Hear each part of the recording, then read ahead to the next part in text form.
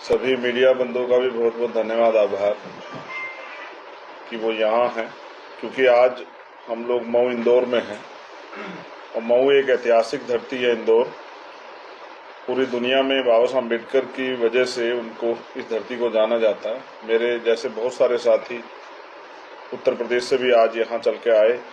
तो सर्वप्रथम मैं बाबा साहब अम्बेडकर की 132वीं जयंती की आप सब लोग को हार्दिक बधाई भेंट करता हूँ और आपके लिए भी मंगल कामनाएं करता हूँ। हमारा प्रयास ये है कि लंबे समय से हम लोकतंत्र को देख रहे हैं। दो चीजें बहुत इंपॉर्टेंट है कि आज़ादी के 75 साल बाद भी अभी एक 12 फरवरी को हमने एक प्रोटेस्ट बुलाया था वहाँ भोपाल में। उसके बाद हमारे कार्यकर्ता की जाते हुए सड़क दुर्घटना में मृत्यु हुई। मैं जब उनके घर पहुंचा तो मैंने देखा कि उनका मकान कच्चा है।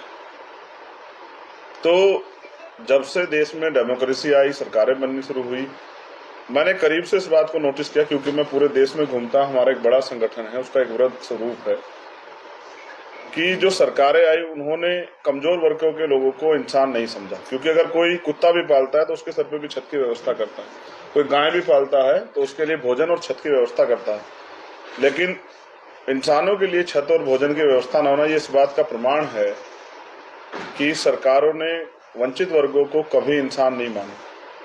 इसलिए हमने एक आंदोलन यहाँ शुरू कराया था कि हम कच्चे मकान का डाटा इकट्ठा कर रहे हैं और बहुत जल्द हम पूरा डाटा सरकार के सामने रखेंगे कि आज की सरकार ने दिया क्या। दूसरा, मैं नौजवान हूँ और नौजवान बेरोजगारी का शिकार हो रहा है, पढ़ लिख के घूम रहा है। किसी की भी सरकार हो जिससे सवाल खड़ा करते हैं, सरकार बहुत आसानी से कह देती है कि भाई हम पे जिम्मेदारी नहीं। हम नौजवान इस उम्मीद से आगे बढ़ रहे हैं, पढ़ लिख के आ रहे हैं कि हमें अवसर मिलेंगे, लेकिन जब सरकार नौकरी ना निकाले और नौकरी की भर्तियों में घोटाले हो जाएं, पेपर लीक हो जाएं, या फिर हम पे कोई एक भी गरीब बच्चों पे अवसर ही ना खड़ा हो कि वो आगे बढ़ पाए, तो इससे नौजवानों की उम्मीदों को बड़ा झटका लग रहा है और नौजवान सुसाइड कर रहा है, अपने आप को ऐसा महसूस कर रहा है। तो पढ़े लिखे वकील होने के नाते अब मैं राजनीति में पूर्ण रूप से सक्रिय हूँ। मुझे ऐसा लगता है कि ऐसे लोगों को सत्ता में नहीं रहना चाहिए जो नौजवानों, किसानों, मजदूरों, महिलाओं और जो अन्य तबका है वो जो इसमें मुख्य धारा में आना चाहता है या जो अपना योगदान करना चाहता है, उनको दूर रखे। तो आज हम यहाँ मऊ में हैं और मेरा ये प्रयास है कि हमने मध्य प्रदेश में बड़े पैमाने पर अपने नेटवर्क को मजबूत किया है। मैंने इसके लिए एक प्रपोजल भी दिया था कि हम यहाँ पहला शेड्यूल ट्राइब यानी कि आदिवासी मुख्यमंत्री हम लोग बनाएंगे अपने आंदोलन के जरिए। और अच्छी बात है, विपक्ष में आपस में वार्ता होनी चाहिए और जो आज का माहौल है उस पर चर्चा का समय। जिस तरह से संविधान को खतरा है, जिस तरह से लोकतंत्र का मजाक बनाया जा रहा है, जिस तरह सरकारी मंच प्रसिद्ध का दुरुपयोग हो रहा है, तो मुझे लगता है विपक्ष को संयुक्त जो है बैठक बुलानी चाहिए और आपस में एकजुट होकर लड़ना चाहिए। अब इस समय वो नहीं है, चारों तरफ आग लगी है। जिस तरह आज इंदौर में आप बता रहे हैं, ये एक पॉलिसी का पार्ट है। आजकल ये आम हो गया है। पहले त्योहार हर धर्मों के त्योहार होते थे, लेकिन आज जब त्योहार होते तो तमाम तरह के विवाद होने की शंकाएं होती हैं, फोर्स लगाना पड़ता है। और मध्य प्रदेश में तो हमने अभी देखा रामनवमी पे किस तरह का माहौल रहा।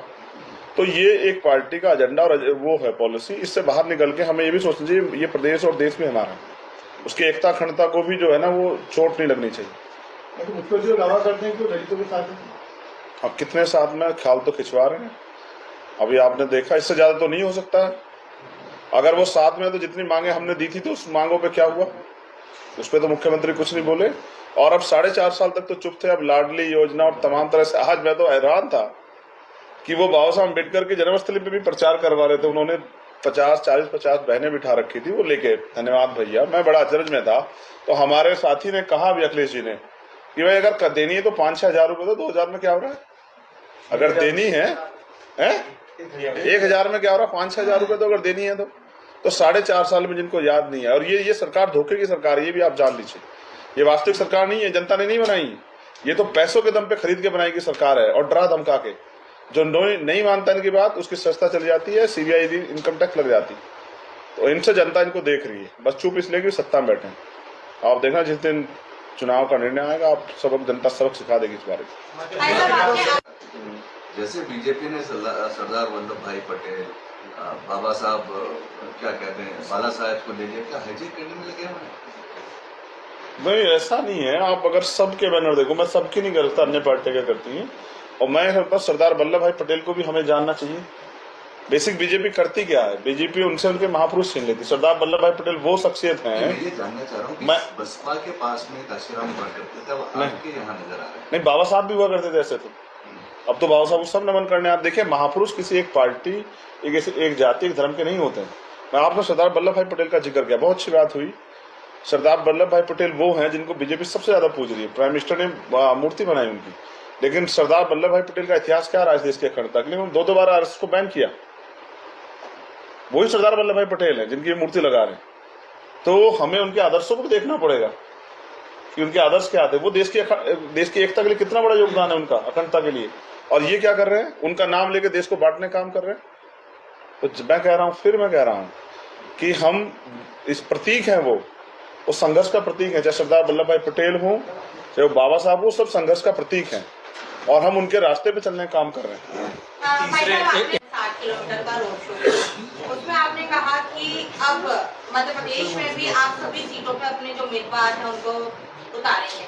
किस तरीके की तैयारी है? और कांग्रेस, बीजेपी और आम आदमी पार्टी भी मध्य प्रदेश में प्रवेश कर चुकी है। इस बीच में आप लोगों की एंट्री, वो भी चुनाव के जस्ट पहले, तो किस तरीके से तैयारियां, रणनीति बनाई है? देखिए चुनाव तो अब है, लेकिन हमारी तैयारी तो पिछले 5 साल से चल रही है। लेकिन अभी तक मैदानी पर कोई आपका कोई कार्यकर्ता नहीं है, कोई व्यक्ति नहीं है। ये बड़ा हास्यास्पद सवाल है कि हमारा कार्यकर्ता, ये हमारा ही कार्यकर्ता जिसने 12 फरवरी को सरकार की नींव हिला दी थी भोपाल में।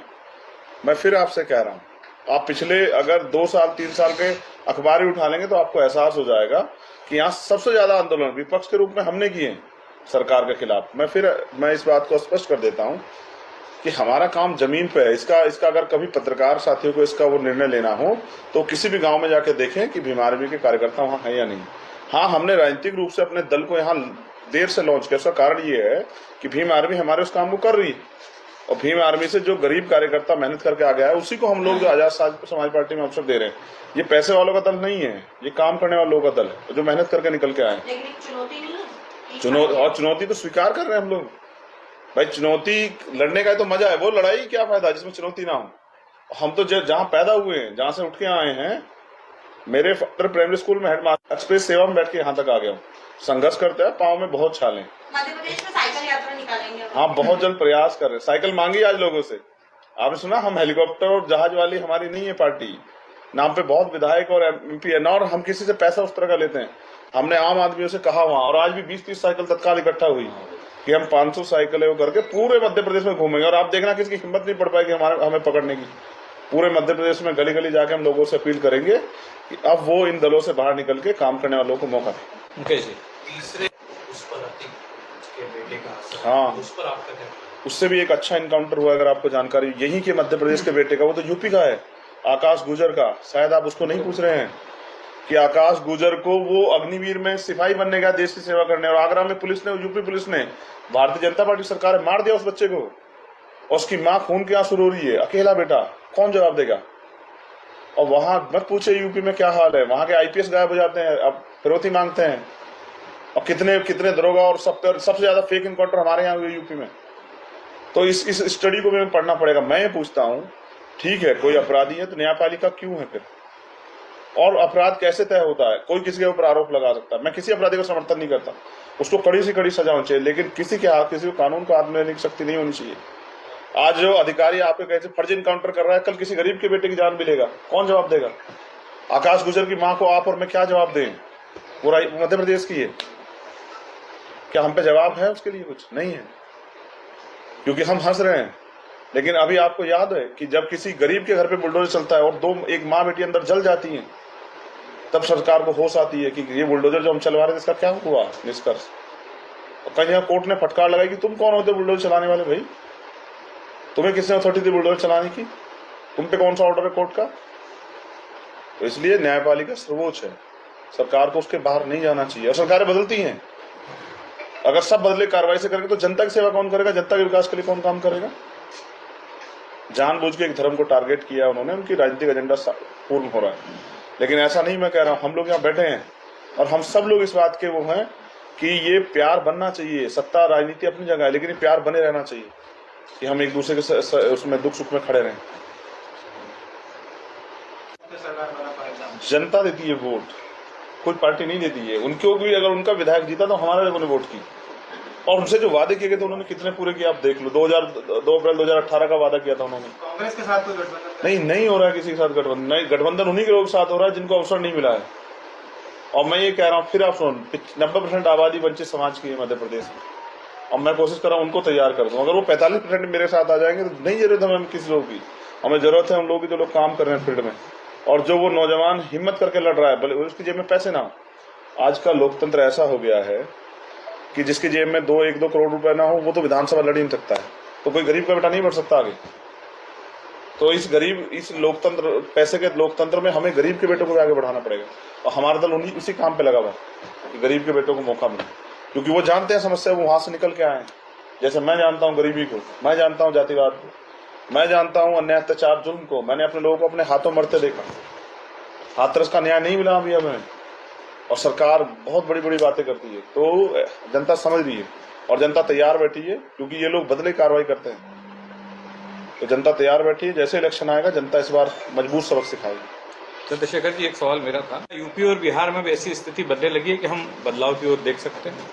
आज का जो आपने महू में बाबा साहब अम्बेडकर की जन्मस्थली पर देखा, वो बदलाव है, और वो एक ऐसा बदलाव है जिस बदलाव के आगे भारतीय जनता पार्टी का झूठ नहीं टिक पाएगा। ये सत्य का बदलाव, और हम सत्य के साथ खड़े हैं, क्योंकि वहां की जनता ने जो देखा है वो जनता अब उसका जवाब देने के लिए तैयार बैठी है। उनको जरूरत थी, जो बट रहा था विपक्ष, वो एकजुट हो जाए। और मेरा हमेशा प्रयास रहा कि देश के लिए, देश की एकता के लिए, देश के संविधान की रक्षा के लिए, और उसके उद्देश्य के लिए, इसलिए इस सरकार का सत्ता जाना जरूरी है। अब मामा अच्छे नहीं होते हैं, आप ये भी समझ लो, मामा कंस भी होते हैं, सारे मामा अच्छे नहीं होते हैं। तो जनता जनार्दन इस बार वोट देके साबित करेगी कि जनता किसके साथ है। मध्य प्रदेश में हैं आप इन सब चीजों को कि जो महिला वोट बैंक है कहीं ना कहीं मामा जी वापस अपनी तरफ ले रहे। दूसरा प्रश्न ये है कि आपने कहा था कि अगर देना ही है तो 5 से 6 हजार रुपए आप आपकी जो प्रत्याशी है वो यहाँ पर उतार रहे हैं, आपकी सरकार बनाना चाह रहे हैं। क्या अगर मध्य प्रदेश में आपकी सरकार बनती है तो क्या आप ये सब घोषणाएं करेंगे? 2 चीजें हैं, मैं बहुत स्पष्ट आपसे बात करूंगा। पहली बात, मैं नहीं चाहता महिला किसी भी सरकार के अधीन हो कि उनको कुछ मिलेगा। उनको सशक्तिकरण के लिए हमें बात करनी चाहिए कि उनको एजुकेशन मिले, उनको रोजगार मिले, वो अपने पैरों पर खड़ी है।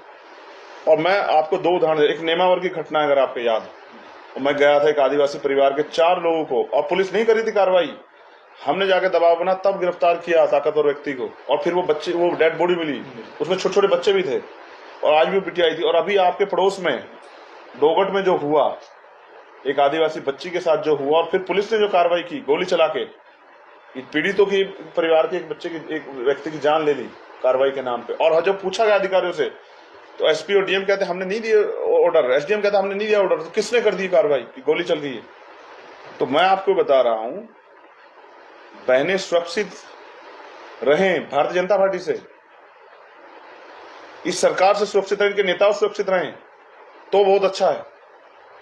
मुख्यमंत्री अच्छा क्यों कर रहे हैं घोषणा? मैं तो जब मानता हूं जिस दिन सरकार बनी उसी दिन घोषणा कुछ अच्छी करते। 4.5 साल बाद क्यों याद आ रही है बहनों की? क्योंकि उनकी वोट को खरीदना है, जनता बिकाऊ नहीं है। इसके पहले भी उन्होंने आदिवासी वोट खाने के लिए जो है कंडिया बिल और उससे डर पर चल पड़े हैं, आपसे दलितों की बात करते हैं। अगर जनता है, आम जनता है, इंसान है, तो उसका कोई वर्ग नहीं होता, ना कोई जाति होती है। तो कहीं ना कहीं आप लंबे समय से देखा जाता है आप सिर्फ केवल दलित वर्ग का चेहरा, आप क्यों ठाकुर की बात नहीं करते हैं, आप क्यों ब्राह्मणों की बात नहीं करते हैं, आप उन्हीं को क्यों आगे रखते हैं, उनकी बात करते हैं? देखिए 2 चीजें हैं इसमें, सवाल बड़ा जानदार है, मजा आया सुन के। पहली बात ये है कि जाति हमारे माथे पे लिखी हुई है, और जाति जब तक व्यवस्था में है तब तक रहेगी। जाति आप सरनेम लगाते हैं, जाति मैं नहीं लगाता, आप सब लोग लगाते हैं। मैं तो, मेरे नाम के पीछे आजाद है, आप तिवारी जी बैठे हुए हैं, वहां शर्मा जी बैठे हैं, कोई और बैठा हुआ है, समझ रहे हैं? जाति आप लगाते हैं, हम नहीं लगाते हैं, हम तो नाम के पीछे आजाद लगाते हैं। दूसरी बात, हाँ बहुत अच्छी बात है, मैं सिर्फ आपकी बात नहीं कर रहा हूं, ये तो भाई है मेरे, मैं एक उदाहरण दे रहा हूं। लेकिन मैं क्या कह रहा हूं, इस बात को और सुन लीजिए कि जिन वर्गों पे लीडरशिप है, जिनके पास नेतृत्व है, जिनकी आवाज उठाने वाले लोग हैं, उनको जरूरत नहीं है। जिनके पास कोई नहीं है उनको जरूरत है। फिर मेरी बात को समझिए कि जिनके पास नहीं है कोई आवाज उठाने वाला, उनको जरूरत है मेरे जैसे लोगों की। और मैं दलितों की नहीं उठाता सिर्फ आवाज, क्या तो आप नहीं देखते हैं मैं पिछड़ों की ओबीसी आरक्षण के आंदोलन में आया, मैं आपको पता है 12 घंटे भोपाल मुझे एयरपोर्ट पे बंद रखा। मैं जब नेमावर की, वो आदिवासी बच्ची है, मगर आप चश्मे से दलित ही देख रहे हैं, मैं क्या करूं। जब सीए एनपी अनार था, मैंने भोपाल में आकर प्रोटेस्ट किया, वो मुस्लिम समाज का मामला था। सिखों के साथ जब अन्याय हुआ, किसान बैठे थे, तो मैं उसको लड़ रहा था, लेकिन आपको दलित दिखाई दिया, क्योंकि आप देख ही दलित रहे। बेसिक ये है, आप मुझे मेरी जाति के हिसाब से देखते हैं, और जब आप ये कहते हैं कि इंसानों की जाति नहीं होती, सब इंसान होते, तो फिर देखिए ना, जिसके साथ अन्याय हूं मैं उसके साथ खड़ा हूं। हम ब्राह्मणों के साथ अन्याय हुआ कहीं, उनकी लड़ाई में हमने लड़ी, हम रिकॉर्ड दे देंगे आपको। और अगर किसी ठाकुर के साथ कोई अन्याय हो, भी लड़ रहे हैं। और आकाश गुजर दलित नहीं है, वो गुजर समाज से बैकवर्ड है, जिसके लिए मैंने अभी सवाल खड़ा किया कि उसके पे तो पूछ लो, उसका इनकाउंटर हुआ। और मैं घोषणा नहीं करूंगा बहन, मैं करके दिखाऊंगा। घोषणा तो सारी सरकारें कर रही है। प्राइम मिनिस्टर ने कहा 2 करोड़ रोजगार, कहाँ है? 16 करोड़ ले लिए रोजगार, मैं तो करके दिखाने वालों में से। शिवराज जी के बाद में कमलनाथ जी ने इसकी टंकी एक शेर दूसरा सवा शेर, क्या करें। तो हम नहीं कह सकते उनके बारे में, फिर भी अच्छा है जो कह रहा है।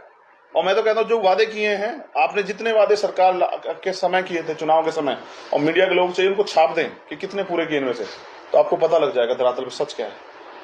जब चुनाव आता है, अच्छा ये भी एक अच्छी बात बता रहा हूँ, 2 चीजें बहुत इंपॉर्टेंट, मीडिया के लोग कभी सुनी नहीं होंगी।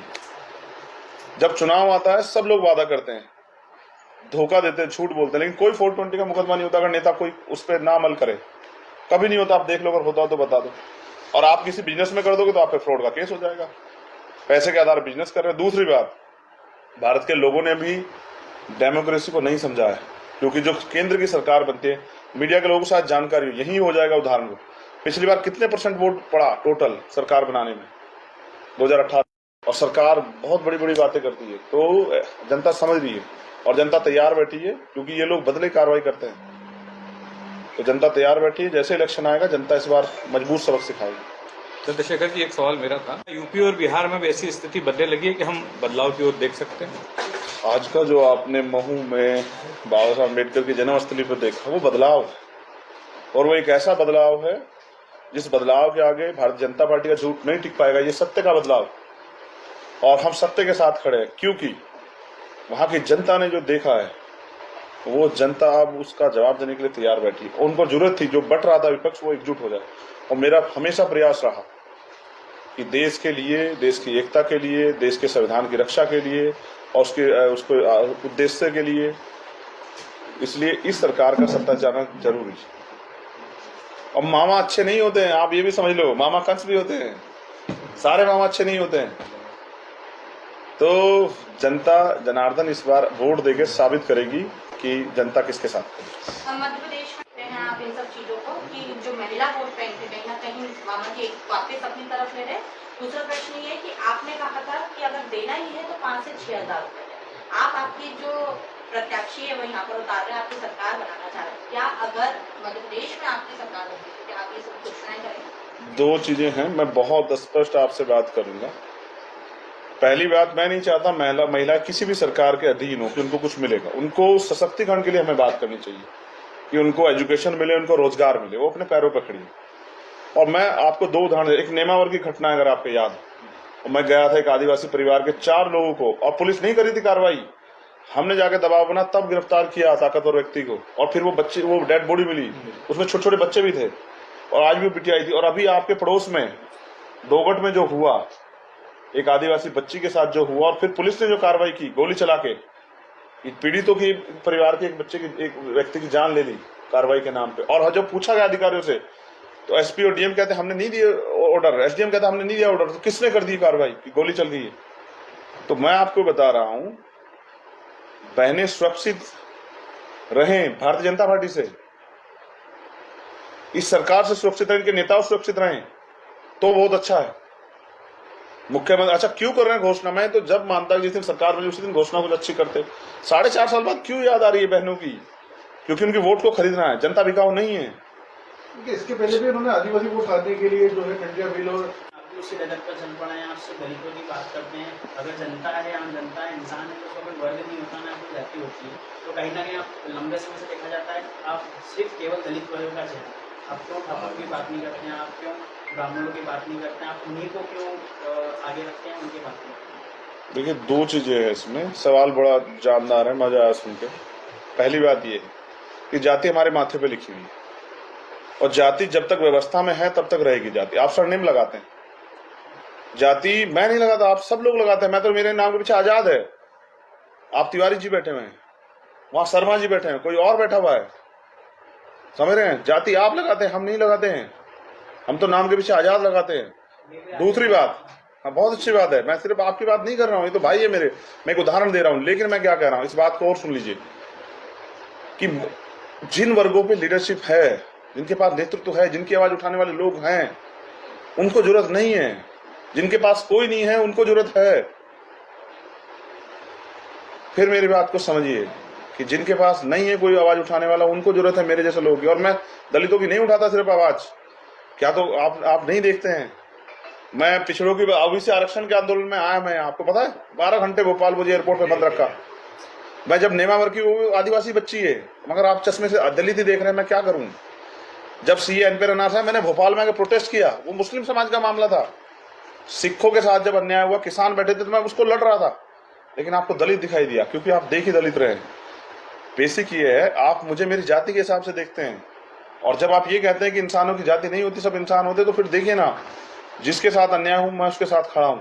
हम ब्राह्मणों के साथ अन्याय हुआ कहीं, उनकी लड़ाई में हमने लड़ी, हम रिकॉर्ड दे देंगे आपको। और अगर किसी ठाकुर के साथ अन्याय हो, वो भी लड़ रहे हैं। और आकाश गुजर दलित नहीं है, वो गुजर समाज से बैकवर्ड है, जिसके लिए मैंने अभी सवाल खड़ा किया कि उसके पे तो पूछ लो, उसका इनकाउंटर हुआ। और मैं घोषणा नहीं करूंगा बहन, मैं करके दिखाऊंगा। घोषणा तो सारी सरकारें कर रही है। प्राइम मिनिस्टर ने कहा 2 करोड़ रोजगार, कहाँ है? 16 करोड़ ले लिए रोजगार। मैं तो करके दिखाने वालों में से। शिवराज जी के बाद कमलनाथ जी ने इसकी टंकी, एक शेर दूसरा सवा शेर, क्या करें? तो हम नहीं कह सकते उनके बारे में। फिर भी अच्छा है जो कह रहा है। और मैं तो कहता हूँ, जो वादे किए हैं आपने, जितने वादे सरकार के समय किए थे, चुनाव के समय, और मीडिया के लोग चाहिए उनको छाप दें कि कितने पूरे किए इनमें से, तो आपको पता लग जाएगा धरातल पे सच क्या है। जब चुनाव आता है, अच्छा ये भी एक अच्छी बात बता रहा हूँ, 2 चीजें बहुत इंपॉर्टेंट, मीडिया के लोग कभी सुनी नहीं होंगी। जब चुनाव आता है, सब लोग वादा करते हैं, धोखा देते हैं, झूठ बोलते हैं, लेकिन कोई 420 का मुकदमा नहीं होता अगर नेता कोई उस पर ना अमल करे। कभी नहीं होता, आप देख लो, अगर होता हो तो बता दो। और आप किसी बिजनेस में कर दोगे तो आप पे फ्रॉड का केस हो जाएगा, पैसे के आधार पर बिजनेस कर रहे हैं। दूसरी बात, भारत के लोगों ने भी डेमोक्रेसी को नहीं समझा है, क्योंकि जो केंद्र की सरकार बनती है, मीडिया के लोगों को शायद जानकारी हो, यही हो जाएगा उदाहरण को। पिछली बार कितने % वोट पड़ा टोटल सरकार बनाने में 2018 में? अगर कोई मीडिया के साथ जानकारी देके बता दे, अगर किसी के पास हो जानकारी। चलो फिर मैं केंद्र पे आपको बताता हूँ, 60% 61% वोट पड़ा था केंद्र के लिए, जब केंद्र की सत्ता 2019 में बनी। 60% का मतलब ये है कि 40% लोगों ने वोट नहीं दिया, और जो सरकार बनी वो 31-32% वोट लेके बनी। यानी कि जिस मेजोरिटी की वजह सरकार बनी, उससे ज्यादा % लोगों ने वोट ही नहीं किया। परसेंट पे आप आएंगे तो मध्य प्रदेश में भारतीय जनता पार्टी को परसेंट से तो जल जंगल जमीन पे अधिकार दे दो आदिवासियों को, 5वीं अनुसूची लागू कर दो। वो तो नहीं कर रहे हो, उनकी जमीनें तो छीन रहे हो, लूट रहे हो, और आवाज उठाने पे हत्या कर रहे हो। तो टाटिया भील जी की मूर्ति भी लगाइए या बिरसा मुंडा जी की लगाइए, लेकिन समाज को अधिकार मत दीजिए। और ये सदियों से होता है हमारे साथ, आजादी के बाद भी हो रहा है। मकान नहीं देंगे, रोजगार नहीं देंगे, एजुकेशन नहीं देंगे, अच्छी हेल्थ की सुविधाएं नहीं देंगे, अवसर नहीं देंगे, मूर्ति देंगे। मूर्ति हमारे पास पहले से बहुत सारी है। पैसे एक चालू किया ना, हैं? पैसे एक चालू किया। हाँ, मैं फिर कह रहा हूँ, अभी समय बता देगा क्या किया है। मेरे पास डाटा होता तो मैं आपको बता देता, आपके सामने रखता कि डाटा क्या दिया है इस बजट में। आप सब पत्रकार साथी, हो सकता है मुझे जानकारी ना हो, अभी जो बजट उन्होंने घोषणा की थी उसमें क्या दिया SC/ST के लोगों को, आप बता दो। एक दिन हो सकता है मुझे पता लग जाए SC/ST के लिए कौन सा स्पेशल प्रोविजन किया उनके आर्थिक सशक्तिकरण के लिए। चलिए बता दीजिए मुझे, कि उनसे उनके बच्चे पैरों पे खड़े हो जाएं। महिलाओं के लिए क्या किया लाडली योजना के अलावा, बताइए आप मुझे। और ये भी किसको मिल रहा है आप देख लीजिए, कितनों तक पहुंचेगा।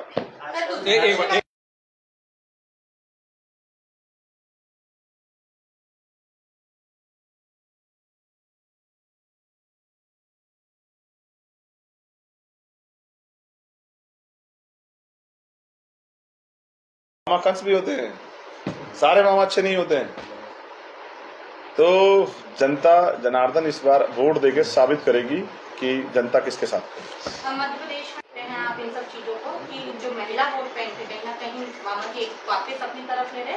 दूसरा प्रश्न ये है कि आपने कहा था कि अगर देना ही है तो 5 से 6 हज़ार रुपए दें। आप आपकी जो प्रत्याशी है वो यहाँ पर उतार रहे हैं, आपकी सरकार बनाना चाह रहे हैं। क्या अगर मध्य प्रदेश में आपकी सरकार बनती है तो क्या आप ये सब घोषणाएं करेंगे? दो चीजें हैं, मैं बहुत स्पष्ट आपसे बात करूंगा।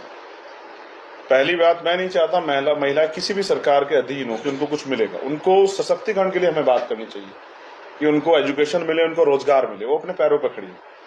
और मैं आपको 2 उदाहरण, एक नेमावर की घटना अगर आपको याद हो, मैं गया था एक आदिवासी परिवार के 4 लोगों को, और पुलिस नहीं करी थी कार्रवाई, हमने जाके दबाव बना, तब गिरफ्तार किया ताकतवर व्यक्ति को, और फिर वो डेड बॉडी मिली, उसमें छोटे छोटे बच्चे भी थे, और आज भी बिटिया आई थी। और अभी आपके पड़ोस में डोगट में जो हुआ, एक आदिवासी बच्ची के साथ जो हुआ, और फिर पुलिस ने जो कार्रवाई की गोली चला के, पीड़ितों की परिवार के एक बच्चे की, एक व्यक्ति की जान ले ली कार्रवाई के नाम पे। और जब पूछा गया अधिकारियों से तो एसपी और डीएम कहते हमने नहीं दिए ऑर्डर, एसडीएम कहता हमने नहीं दिया ऑर्डर, तो किसने कर दी कार्रवाई? गोली चल गई है। तो मैं आपको बता रहा हूं, बहनें सुरक्षित रहें भारतीय जनता पार्टी से, इस सरकार से सुरक्षित रहें, इनके नेताओं सुरक्षित रहें, तो बहुत अच्छा है। मुख्यमंत्री अच्छा क्यों कर रहे हैं घोषणा? मैं तो जब मानता जिस दिन सरकार बनी उसी दिन घोषणा कुछ अच्छी करते। 4.5 साल बाद क्यों याद आ रही है बहनों की? क्योंकि उनकी वोट को खरीदना है, जनता बिकाऊ नहीं है। इसके पहले भी उन्होंने आदिवासी वोट खाने के लिए जो है टंडिया बिल और आप उसी लेवल पर चल पड़े हैं, आपसे दलितों की बात करते हैं। अगर जनता है, आम जनता है, इंसान है, तो उसका कोई वर्ग नहीं होता, ना कोई जाति होती है। तो कहीं ना कहीं आप लंबे समय से देखा जाता है आप सिर्फ केवल दलित वर्ग का चेहरा। आप क्यों ठाकुर की बात नहीं करते हैं? आप क्यों ब्राह्मणों की बात नहीं करते हैं? आप उन्हीं को क्यों आगे रखते हैं, उनकी बात नहीं करते हैं? देखिए, 2 चीजें हैं इसमें, सवाल बड़ा जानदार है, मजा आया सुन के। पहली बात ये है कि जाति हमारे माथे पे लिखी हुई है, और जाति जब तक व्यवस्था में है तब तक रहेगी जाति। आप सरनेम लगाते हैं, जाति मैं नहीं लगाता, आप सब लोग लगाते हैं। मैं तो, मेरे नाम के पीछे आजाद है, आप तिवारी जी बैठे हुए हैं, वहां शर्मा जी बैठे हैं, कोई और बैठा हुआ है, समझ रहे हैं? जाति आप लगाते हैं, हम नहीं लगाते हैं, हम तो नाम के पीछे आजाद लगाते हैं। दूसरी बात, हाँ बहुत अच्छी बात है, मैं सिर्फ आपकी बात नहीं कर रहा हूं, ये तो भाई है मेरे, मैं एक उदाहरण दे रहा हूं। लेकिन मैं क्या कह रहा हूं, इस बात को और सुन लीजिए कि जिन वर्गों पे लीडरशिप है, जिनके पास नेतृत्व है, जिनकी आवाज उठाने वाले लोग हैं, उनको जरूरत नहीं है। जिनके पास कोई नहीं है उनको जरूरत है। फिर मेरी बात को समझिए कि जिनके पास नहीं है कोई आवाज उठाने वाला, उनको जरूरत है मेरे जैसे लोगों की। और मैं दलितों की नहीं उठाता सिर्फ आवाज, क्या तो आप नहीं देखते हैं, मैं पिछड़ों की ओबीसी आरक्षण के आंदोलन में आया, मैं आपको पता है 12 घंटे भोपाल मुझे एयरपोर्ट पे बंद रखा। मैं जब नेमावर की, वो आदिवासी बच्ची है, मगर आप चश्मे से दलित ही देख रहे हैं, मैं क्या करूं? जब सीए एनपी रना था, मैंने भोपाल में आकर प्रोटेस्ट किया, वो मुस्लिम समाज का मामला था। सिखों के साथ जब अन्याय हुआ, किसान बैठे थे, तो मैं उसको लड़ रहा था, लेकिन आपको दलित दिखाई दिया, क्योंकि आप देख ही दलित रहे। बेसिक ये है, आप मुझे मेरी जाति के हिसाब से देखते हैं, और जब आप ये कहते हैं कि इंसानों की जाति नहीं होती, सब इंसान होते, तो फिर देखिए ना, जिसके साथ अन्याय हूं मैं उसके साथ खड़ा हूं। हम ब्राह्मणों के अगर साथ अन्याय हुआ कहीं, उनकी लड़ाई भी हमने लड़ी, हम रिकॉर्ड दे देंगे आपको। और अगर किसी ठाकुर के साथ अन्याय हो, भी लड़ रहे हैं। और आकाश गुजर दलित नहीं है, वो गुजर समाज से बैकवर्ड है, जिसके लिए मैंने अभी सवाल खड़ा किया कि उसके पे तो पूछ लो, उसका इनकाउंटर हुआ। और मैं घोषणा नहीं करूंगा बहन, मैं करके दिखाऊंगा। घोषणा तो सारी सरकारें कर रही है। प्राइम मिनिस्टर ने कहा 2 करोड़ रोजगार, कहाँ है? 16 करोड़ ले लिए रोजगार, मैं तो करके दिखाने वालों में से। शिवराज जी के बाद में कमलनाथ जी ने इसकी टंकी एक शेर दूसरा सवा शेर, क्या करें? तो हम नहीं कह सकते उनके बारे में, फिर भी अच्छा है जो कह रहा है। और मैं तो कहता हूँ जो वादे किए हैं आपने, जितने वादे सरकार के समय किए थे, चुनाव के समय, और मीडिया के लोग चाहिए उनको छाप दें कि कितने पूरे किए इनमें से, तो आपको पता लग जाएगा धरातल पे सच क्या है जब चुनाव आता है। अच्छा, ये भी एक अच्छी बात बता रहा हूँ, 2 चीजें बहुत इंपॉर्टेंट, मीडिया के लोग कभी सुनी नहीं होंगी। जब चुनाव आता है, सब लोग वादा करते हैं, धोखा देते हैं, झूठ बोलते हैं, लेकिन कोई 420 का मुकदमा नहीं होता अगर नेता कोई उस पर ना अमल करे, कभी नहीं होता। आप देख लो, अगर होता हो तो बता दो। और आप किसी बिजनेस में कर दोगे तो आप पे फ्रॉड का केस हो जाएगा, पैसे के आधार पर बिजनेस कर रहे हैं। दूसरी बात, भारत के लोगों ने भी डेमोक्रेसी को नहीं समझा है, क्योंकि जो केंद्र की सरकार बनती है, मीडिया के लोगों को शायद जानकारी हो, यही हो जाएगा उदाहरण को। पिछली बार कितने % वोट पड़ा टोटल सरकार बनाने में 2018 में? अगर कोई मीडिया के साथ जानकारी देके बता दे, अगर किसी के पास हो जानकारी। चलो फिर मैं केंद्र पे आपको बताता हूँ, 60% 61% वोट पड़ा था केंद्र के लिए, जब केंद्र की सत्ता 2019 में बनी। 60% का मतलब ये है कि 40% लोगों ने वोट नहीं दिया, और जो सरकार बनी वो 31-32% वोट लेके बनी, यानी कि जिस मेजोरिटी की वजह से सरकार बनी उससे ज्यादा % लोगों ने वोट ही नहीं किया।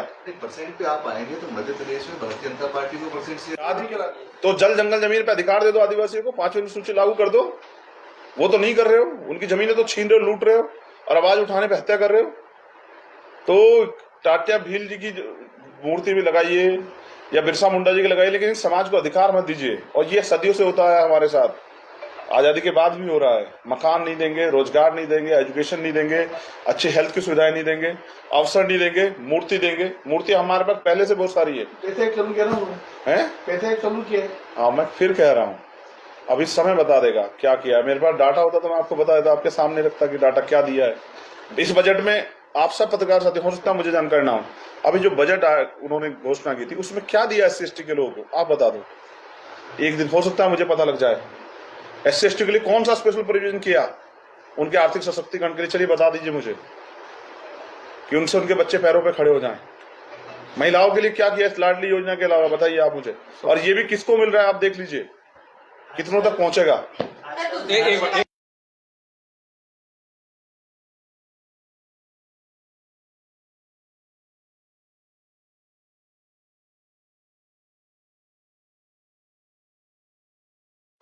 सभी मीडिया बंधुओं का भी बहुत बहुत धन्यवाद, आभार कि वो यहाँ हैं, क्योंकि आज हम लोग मऊ इंदौर में हैं और मऊ एक ऐतिहासिक धरती है। इंदौर पूरी दुनिया में बाबा साहब अम्बेडकर की वजह से उनको, इस धरती को जाना जाता है। मेरे जैसे बहुत सारे साथी उत्तर प्रदेश से भी आज यहाँ चल के आए। तो सर्वप्रथम मैं बाबा साहब अम्बेडकर की 132वीं जयंती की आप सब लोग को हार्दिक बधाई भेंट करता हूँ और आपके लिए भी मंगल कामनाएं करता हूँ।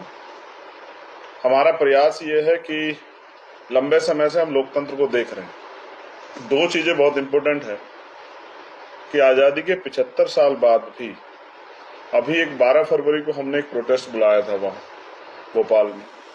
उसके बाद हमारे कार्यकर्ता की जाते हुए सड़क दुर्घटना में डूबते हुई, मैं जब उनके घर पहुंचा तो मैंने देखा कि उनका मकान कच्चा है।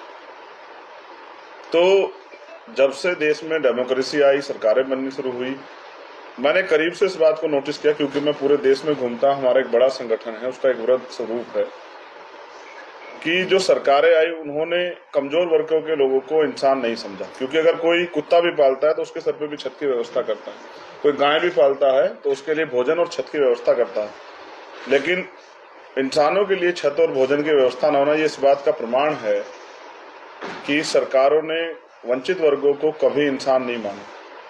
इसलिए हमने एक आंदोलन यहाँ शुरू कराया था कि हम कच्चे मकान का डाटा इकट्ठा कर रहे हैं और बहुत जल्द हम पूरा डाटा सरकार के सामने रखेंगे कि आज की सरकार ने दिया क्या।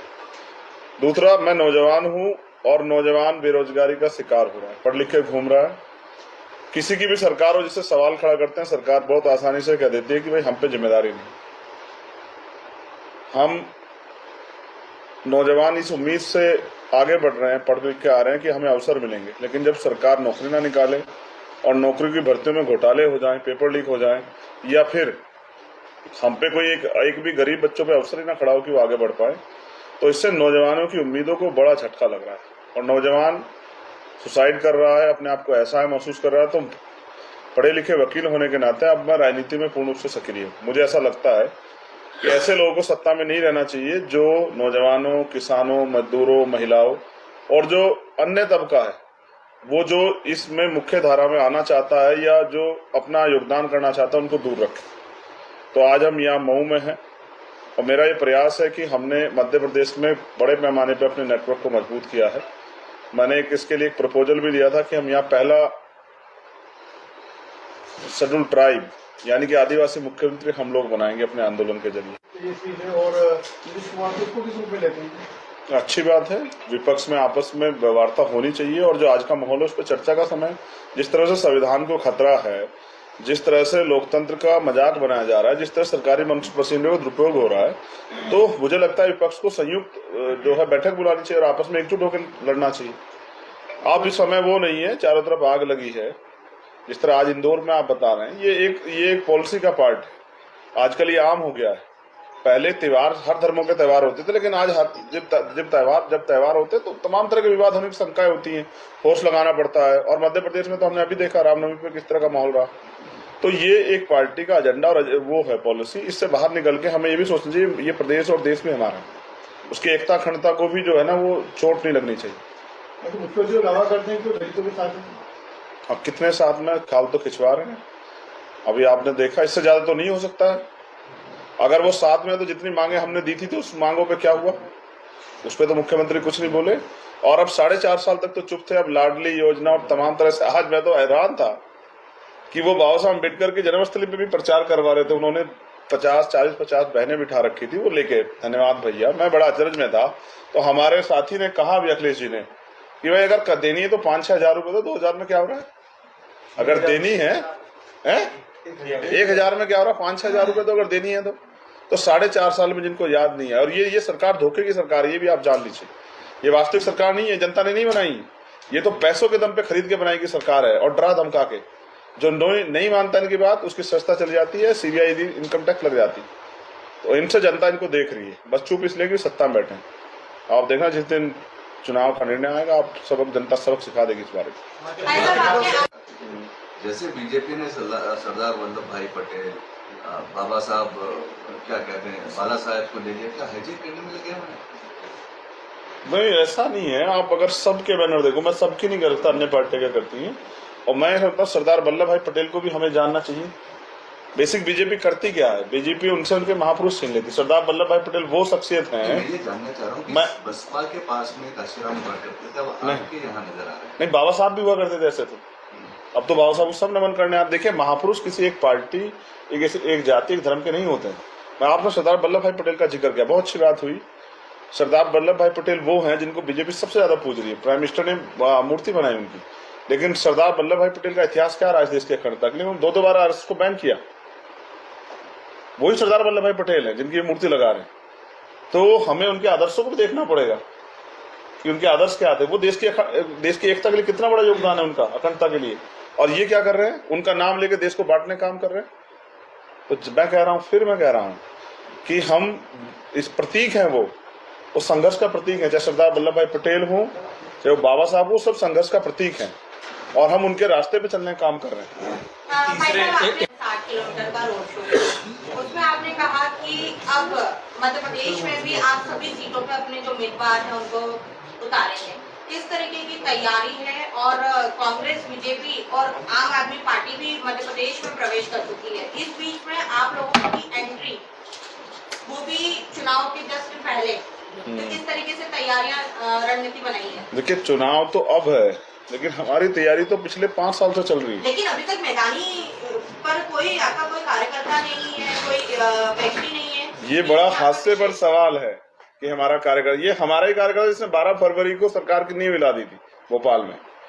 मैं फिर आपसे कह रहा हूँ, आप पिछले अगर 2 साल 3 साल के अखबार ही उठा लेंगे तो आपको एहसास हो जाएगा कि यहाँ सबसे ज्यादा आंदोलन विपक्ष के रूप में हमने किए सरकार के खिलाफ। मैं इस बात को स्पष्ट कर देता हूँ कि हमारा काम जमीन पे है। इसका अगर कभी पत्रकार साथियों को इसका वो निर्णय लेना हो तो किसी भी गांव में जाके देखें कि भीम आर्मी के कार्यकर्ता वहाँ हैं या नहीं।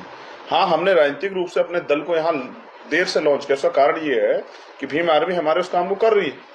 और भीम आर्मी से जो गरीब कार्यकर्ता मेहनत करके आ गया है, उसी को हम लोग जो आजाद समाज पार्टी में अवसर दे रहे हैं। ये पैसे वालों का दल नहीं है, ये काम करने वालों का दल है जो मेहनत करके निकल के आए। लेकिन चुनौती नहीं है। चुनौती तो स्वीकार कर रहे हैं हम लोग। भाई, चुनौती लड़ने का तो मजा है, वो लड़ाई क्या फायदा जिसमें चुनौती ना हो। हम तो जहाँ पैदा हुए हैं, जहाँ से उठ के आए हैं, मेरे फादर प्राइमरी स्कूल में हेडमास्टर, एक्सप्रेस सेवा में बैठ के यहाँ तक आ गया हूँ। संघर्ष करते हैं, पाँव में बहुत छाले। मध्य प्रदेश में साइकिल यात्रा निकालेंगे? हाँ, बहुत जल्द प्रयास कर रहे हैं। साइकिल मांगी आज लोगों से, आपने सुना? हम हेलीकॉप्टर और जहाज वाली हमारी नहीं है पार्टी। नाम पे बहुत विधायक और MP है ना, और हम किसी से पैसा उस तरह का लेते हैं। हमने आम आदमियों से कहा वहाँ, और आज भी 20-30 साइकिल तत्काल इकट्ठा हुई कि हम 500 साइकिलें वो करके पूरे मध्य प्रदेश में घूमेंगे। और आप देखना किसकी हिम्मत नहीं पड़ पाएगी हमें पकड़ने की। पूरे मध्य प्रदेश में गली गली जाके हम लोगों से अपील करेंगे कि अब वो इन दलों से बाहर निकल के काम करने वालों को मौका दें। तीसरे उस पर के बेटे का, हाँ, उस पर आपका क्या? उससे भी एक अच्छा इनकाउंटर हुआ, अगर आपको जानकारी यहीं के मध्य प्रदेश के बेटे का, वो तो यूपी का है, आकाश गुजर का। शायद आप उसको नहीं पूछ रहे हैं कि आकाश